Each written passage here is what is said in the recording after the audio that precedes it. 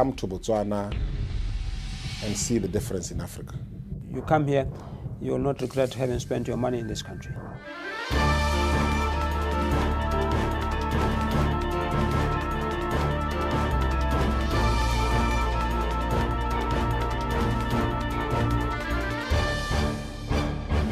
Botswana is a landlocked, mostly arid country bordered by South Africa, Zimbabwe, Namibia, and Zambia. While the country is about the size of France, 2/3 of the land is covered by the Kalahari Desert. The capital city, Gaborone, is home to a mixed ethnic society that comprises primarily of people from various African tribes, Europeans, and Indians. Although Setswana is the national language and is widely spoken in the country, English is the official language used at higher levels and for business. And Botswana offers a good environment to live and work in. Botswana is one of the most peaceful countries, not because it's at all, but if you look at violence, crime, and a lot of other things, they are pretty low here and very much under control. The business climate of Botswana is very good. In the past it has been as well, but in the future we are concerned that it may be impacted by what is happening around the world. But I think to a large extent it does depend on, first of all, the management of the investment climate by the government. Botswana's economy is stable and well managed with low rates of inflation. The country offers a stable workforce, good industrial relations, and competitive labor costs. In addition, a good transport infrastructure and modern telecommunication system lend to the attractiveness of doing business in the country. Furthermore, the country enjoys a reputation as the least corrupt country in Africa, with high transparency and a well-developed legal system. The prospects of the future of Botswana really lies on its developing its sectors that are non-mining, basically diversifying the economy beyond the mining sector.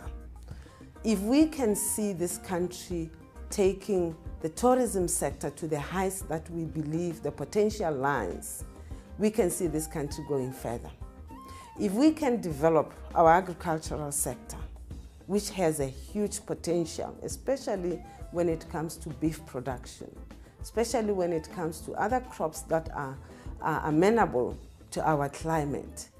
If we can take the financial services and if we can take other services sectors to the height that we believe is relevant to our economy, I believe that the potential of this country is very, very huge. To this effect, private sector development in the country is actively encouraged. An attractive tax system, abolished exchange controls, and a wide range of investment incentives are just some of the measures put in place by the government in its bid to promote economic growth. We started off as a country with a very small private sector. In 1966, when this country got independence, the private sector was very, very small, contributing about 4% to the GDP. But over the past 43 years, there has been a lot of improvement. Although as a country we have a very small population in terms of given market, but we are surrounded by countries which has a huge population. I'm talking about South Africa, I'm talking about Angola, I'm talking about the DRC, and I'm talking about Malawi, Zambia, Zimbabwe, which are all our neighbors. And in that respect, as a country, this place is the ideal place to be. Furthermore, there are no foreign exchange controls, and its citizens enjoy a low tax regime. Corporate tax is at 15% for manufacturing and finance companies, while all others are taxed at a comparatively low rate of 25%. In addition, products manufactured in Botswana can enter the United States and the European Union free of duty and quotas, thus immediately widening the potential market base beyond the shores of the African continent. Welcome to Botswana. The people are very friendly, they're kind. Botswana is my favorite place in Africa. It's cool, very great place to stay. People come to Botswana. It's the most beautiful place you can ever see in Africa. Very beautiful, hey? And we are the most politest and kindest people, so just come on and we'll show you how we are. Right? Say hi. Yeah. Here in Botswana, we believe in giving a proper welcome to all visitors. That's why we ensure that your landing in the country is safe and secure. We are committed to international standards and recommended practices. Currently, we are working towards state-of-the-art equipment and infrastructure. Our sustainable 5-year plan offers business opportunities to interested partners. Civil Aviation Authority, Botswana. Safe and secure aviation services. Botswana, a friendly investment environment where predictability and consistency can be found. Here at Botswana Telecommunications Authority, we are helping to build that reputation by enabling a transparent regulatory environment for service providers. From setting industry standards to protecting end users, we ensure fairness and quality at all times. Botswana Telecommunications Authority, creating a world-class regulatory environment. Though sparsely populated, Botswana has managed to incorporate much of its interior into the national economy. There is a paved inner circle highway connecting all major towns and district capitals, and an all-weather Trans-Kalahari Highway which connects the country to Walvis Bay in Namibia. Further, the authorities in Botswana realize that a comprehensive and modern infrastructure needs to be developed and maintained in the country in order to continue upwards growth of the economy. To this effect, plans have been put in place at national level to have a positive impact on the overall growth of the country. We're a very big country, sparsely populated. The economy is relatively small, and I would say because of that, we have not developed much in as far as transportation is concerned. But we are getting there, what would I say. The air transport plus the rail transport are purely 100% government so far. Public transport and road cargo transport are purely privately owned and operated. In order to further enhance the transportation system of the country, the Civil Aviation Authority of Botswana has been established to act as a regulator of air transport services. It has taken all the responsibilities of the previous department as of 1st of April 2009. So we have an autonomous civil aviation authority. We have a new act and new regulations are under promulgation. This will allow us to license and to have the liberalized air transport. The new terminal building in the capital city, Gaborone, is one of the ongoing projects of CA, and there are many more in the pipeline. The new terminal building will improve the passenger processing at Gaborone Airport. A runway of about 4 kilometers has the capacity to allow planes like Boeing 747 or equivalent aircraft to land. The current cargo terminal in the capital doesn't have an apron which links the cargo terminal with the runway and taxiway. A new one is under construction now, and it will allow to park at least 2 aircrafts in front of the terminal building and to handle cargo. The new terminal building has got 2 phases. The first phase is where we have the major activities of the airport. So that will be ready in 2 months' time. It will have new counters for airlines. It has got new baggage handling systems. It has departure and arrival lounges and some VIP and duty-free shops and other services related to passenger processing. The old terminal building will be demolished after we move operations into the new terminal building. That is what we call phase 2. That will probably be ready by September, October this year. In order to further develop the aviation sector, Botswana needs capital from the investors who can establish home-based operators and expand their services, not only within Botswana, but also regionally within the SADC region. Investors should come to Botswana because of the good policy the government has, a robust economy, very peaceful country, and very adequate infrastructure in terms of internet and road access. And now we are working on the air transport side, so I believe that is the right place. Botswana ranks among the top 4 countries in the region in terms of telephone penetration. A fiber optic telecommunications network has been completed in Botswana, connecting all major population centers. There have also been concentrated efforts to provide rural communities with telephones and related services. We have opened the market to private sector to help the government put up whatever they could put up, get involved in the ICT. Government is not saying, you know, they've got everything, they know everything.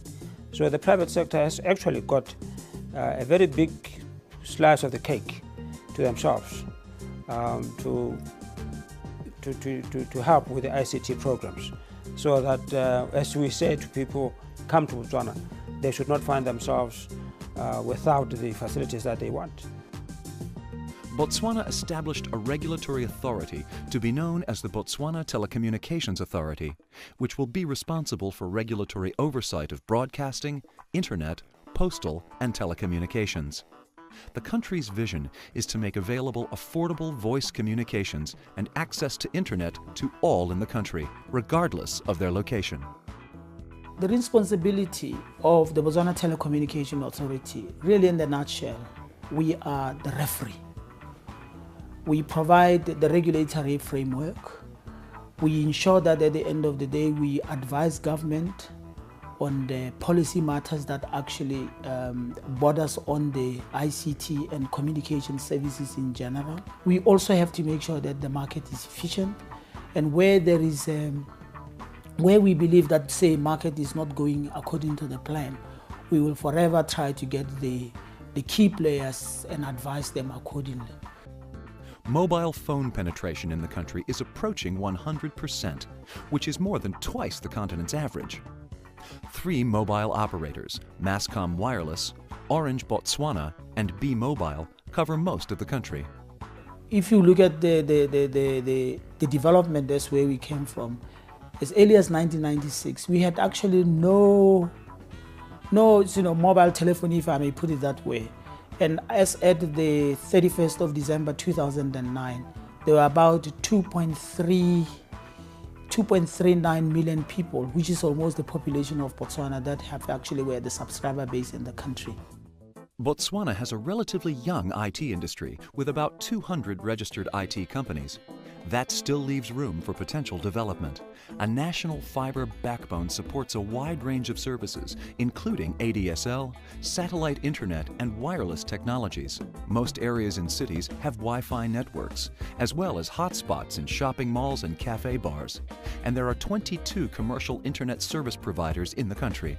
We are already connecting with the eastern and the western undersea cables to allow us to have, quicker communication systems instead of waiting some minutes before you can get a response.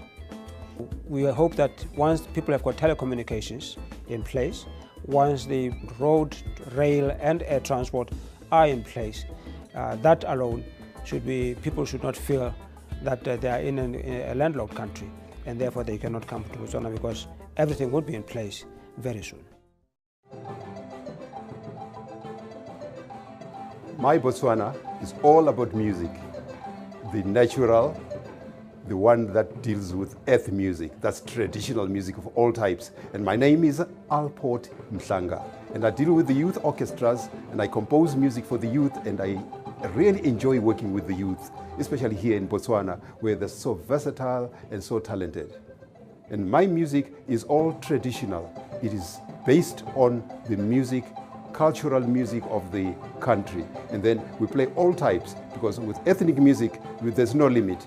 And as we compose the music according to the lines, this music is always going to be at the heart of the people. And that is what we want to take to the people outside this country, so that they can see a small part of Botswana's heritage, which is like the diamonds, is dynamic. And that is my Botswana.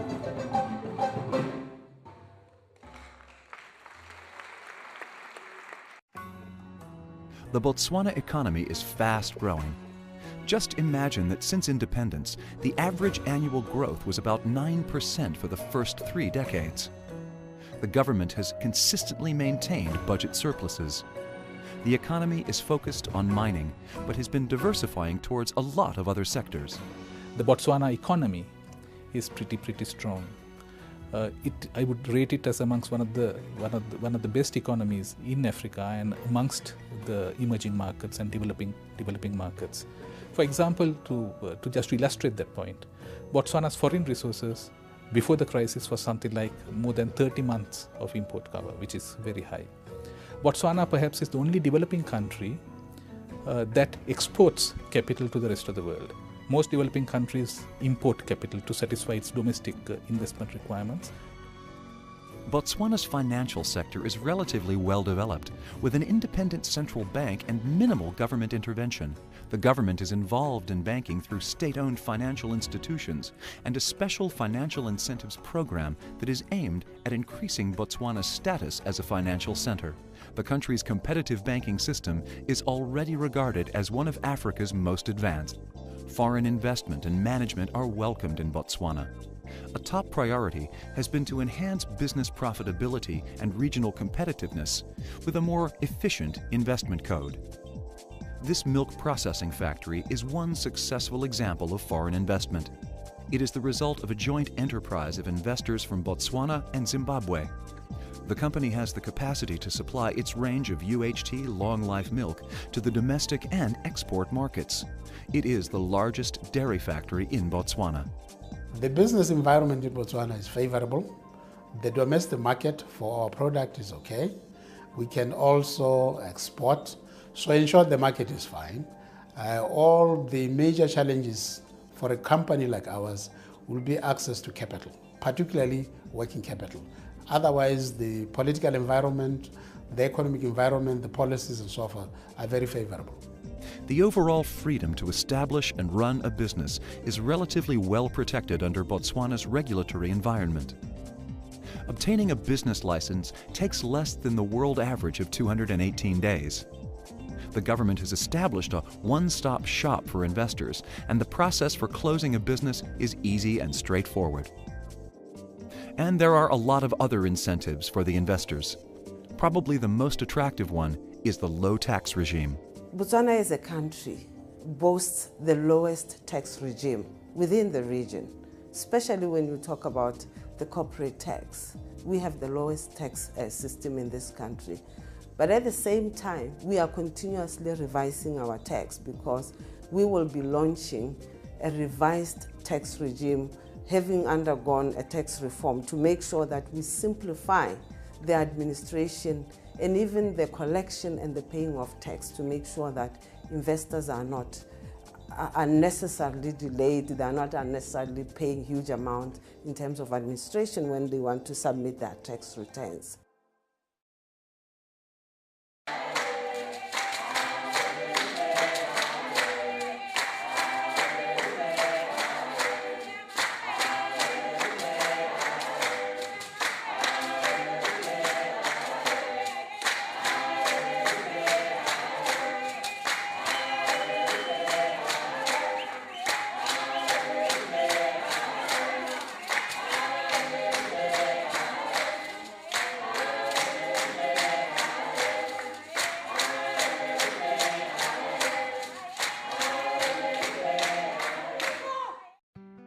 And now, let's take a look at our top 5 restaurants in the capital, Gaborone. Number 5 is the Italian restaurant Primi Piatti. Needless to say, their pastas are excellent and the atmosphere is entirely Mediterranean. At number 4, we chose the Indian restaurant called Embassy. It has a variety of wonderful curries. At number 3, the Brazilian Rodizio, with their exquisite meat skewers and entertainment program. Number 2 is the Portuguese restaurant Caravella.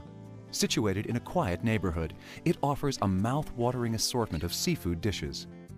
And finally, our choice for number 1 is Drotsky's restaurant, which combines the African ambience with luxury. Drotsky's is set in a wonderful scenery overlooking the main Gaborone Dam.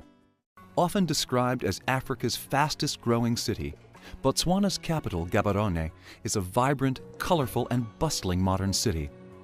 There are numerous busy shopping malls offering a full range of imported and locally produced goods, excellent restaurants, top international quality hotels, sports clubs, and various nightclubs. New buildings and suburbs sprout like mushrooms wherever there's a block of land to fit them, resulting in a mix of low-cost housing, blocks of flats, shopping centers, and industrial complexes. But of course, the capital is not the only interesting place to visit for tourists. Botswana has a natural beauty which lies in its wilderness, wildlife, and cultural diversity located in various parts of the country. It will give its visitors a truly unique African experience. People should come to Botswana for a lot of reasons, and I'll touch on the major ones. We are renowned for our peace and stability over the years. We are renowned for very hospitable people. When it comes to tourism specifically, we have wildlife, same as other countries have the same wildlife. The difference with Botswana is our conservation policies around how we manage the wildlife, how we look after it, how we leave the land or the terrain where we've allocated national parks and game reserves, as well as wildlife management areas, to be as natural as possible. The national parks and game reserves, like this Mokolodi Reserve situated near the capital, are major tourist attractions. It is attracting travelers from all over the world for both hunting and photo safaris. Not surprisingly, tourism plays a large role in the Botswana economy. It is creating more than 20,000 jobs and provides some 12% of the GDP.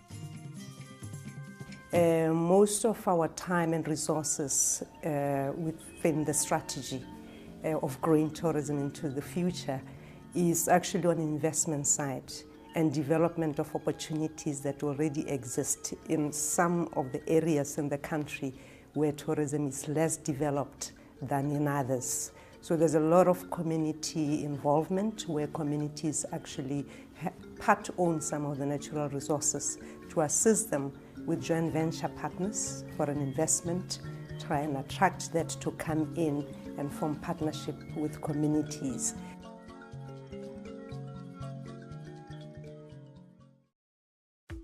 Despite continued challenges such as small market size and a landlocked location, Botswana, already one of Africa's wealthiest nations with a thriving economy based on diamond mining and tourism, remains one of the best investment opportunities in the developing world.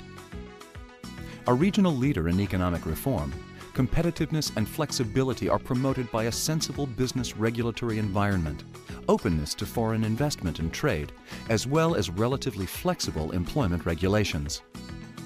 Regulatory reform has turned the country into one of the most liberalized telecommunications markets in the region, while its political stability and fiscal freedom will continue to attract foreign direct investment.